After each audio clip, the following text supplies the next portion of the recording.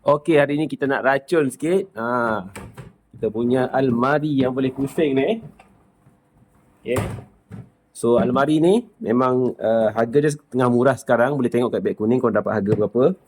Lepas tu apa yang bestnya pasal almari ni, sebab dia ada saiz besar. Yang ni saiz 60cm. Okay. So boleh tengok ini kat dalam dia. Nampak tak? Dia boleh buka daripada atas ni. Nampak? Okay, ni antara satu kelebihan dia boleh buka daripada atas. So nak ambil barang daripada atas senang. Lepas tu kelebihan yang kedua, dia ada pintu kat tepi ni. Pintu ni dia ada lock dua ada dua lock ni. So boleh buka dua-dua lock ni. Terbuka. Let's say nak ambil barang daripada tepi pun boleh. Boleh ambil. Lepas tu katakanlah barang tu ada kat sebelah sana. Tak ada masalah. Pusing je. Dia ada pintu lagi satu. So buka je. Lepas tu ambil barang apa yang nak ambil. Okay.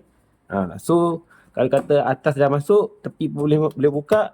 So apa lagi nak kan. Lepas tu lagi satu bawah dia ada tayar. Nampak tak tayar ni 4. So tayar ni memang smooth lah. Memang boleh pusing apa semua. Jadi memang sangat-sangat berbaloi kalau siapa nak beli ni. Okay. Dalam boleh letak barang.